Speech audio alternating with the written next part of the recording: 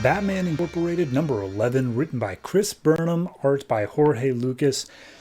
This is just a complete stop. Like, this is an aside story where it literally opens up with the cat Alfred sitting at Damien's grave, and then it says, "We interrupt your regularly scheduled broadcast."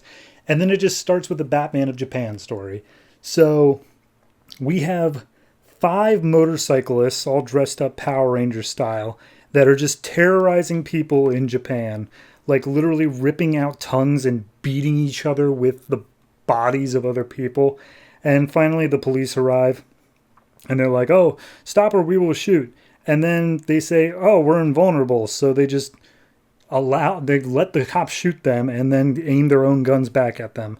And then one of the cops had set off the bat alarm. So then we cut to a shot of Hero, who is the Batman of Japan, having dinner with a girl named Canary, who apparently is like 6 inches tall. So he is shrunken down to her level so that they can have this dinner. And as things are like about to get a little bit steamy, all of a sudden all the walls start flashing Batman's image.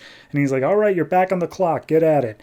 And it turns out this was all just a virtual reality thing that they were doing to be able to share their moment with each other. But they rush off and get into the transmutation sequence, which transforms them into Batman and Canary. So they go down. We see that the motorcyclists are just terrorizing a group of like teenage girls and are about to kill them. And then Batman jumps in and just like, "Halt! Stop hurting those teenage girls." And one of them's like, "Oh my God, is that your sidekick? Are you dating a 6 year or 6 inch like tall girl? Well, no wonder you're okay with these high school girls." And Batman's like, "Okay, I mean that's just a low blow. That just stings a little bit." So at that point, Canary uses her canary cry, which is the same as Black Canaries, and it's supposedly supposed to hurt them, but obviously it does nothing to these guys. So then Batman uses a knife hidden in the toe of his shoe to slice the top off of one of their helmets, which they say, "Oh, it's pointless. There's nothing you can do." And one of them gets Batman's belt and uses it to restrain both Batman and Canary in like foam. And then Canary uses her cry to destroy one of their motorcycles. And they're like, "Crap, now we actually really need those. This ain't over, Batman." So they all ride away. And Batman and Canary are like, "Okay, well, that was something. Who knows what that was all about?"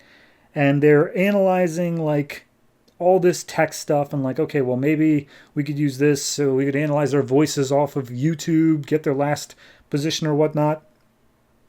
And they basically managed to triangulate the motorcycles' last positions. So then they get a tiny little bit of nanotechnology and they're like, "I'll use this to override the tech in their helmets."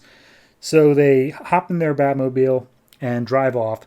We see the motorcyclists arrive at a woman with 2 tigers at her sides, and she's like, "Fools, don't ever get messed up like that. One of them destroyed your motorcycles. How dare you? Or, we'll never achieve our master plan," or whatever. So Batman and the Canary arrive at the location that the motorcycles say they are. They don't see anything.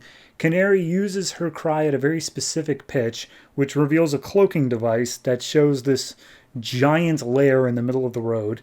The Power Rangers come out because they're literally posing at this point, and Batman's like, "Hey, did your boss chew you out for wrecking her moped?" And they're like, "Shut up. We're gonna beat you."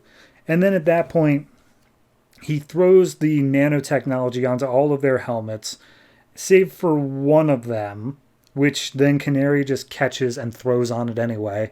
And then all of their helmets start to melt, which reveals that underneath it all, they're not hot motorcycle babes. They are like horribly deformed with technology growing out of parts of their brains. And they recount, "We were going to be the public face of Leviathan, in that we would win a bunch of motorcycle races, and that would show Leviathan is great at sports as well.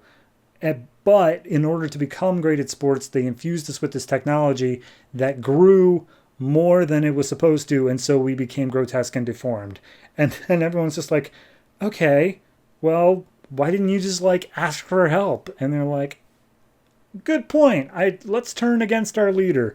So they all go in to storm the leader. Turns out the two tigers by her hands are actually robots without tiger heads, and the tiger heads that we saw are the fists of Lady Tiger Fists. This lady's entire power is she has tiger fists. She has two. I really cannot overstate this point that she just has tiger heads where her hands should be. So either way, fight scene breaks out, and looks like one of the fists swallows Canary, but then spits her back out again. And so it seems that Lady Tiger Fist gets the upper hand and kills both Canary and Batman. But then it turns out that this was all just part of that hollow screen illusion that was from the beginning of the thing. And they're like, haha, we put you in this room so you think you would have won, but in reality you were in our trap all along.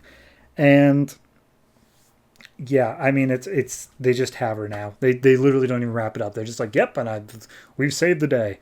So then we get one page of Canary and Hero being back in the hollow room, the hollow deck, basically. And they're sharing an apple, and they're like, ah, yes, we can escape here and be whoever we want to be. And they're going in for a kiss, and then it says, and now back to your regularly scheduled programming. I mean, it's a one-shot. It's just completely separated. I don't think... Has Batman of Japan even been in this book? I don't think he has. I think he's just been completely forgotten about. So, is it bad? No.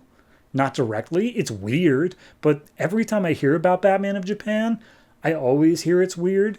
But it's in a fun sort of way. I don't know. It's disappointing for this specific book because obviously we went into this big old thing of like, oh, and now Talia's going to die. But now it's like, okay, I mean, is it really that big of a deal? If we're just going to stop, and I understand that the artist probably needed more time or Morrison needed more time, but like, I don't know, a completely separate one shot rather than just delaying, it doesn't quite work for me. But it is fun on its own. So I'm going to give this one I gotta give it like a 6.5. It's not bad. I really don't want to say it's bad, but it's so off-putting to just have this here. It's perfect Morrison, but I'm not a fan of it. So, yeah, 6.5.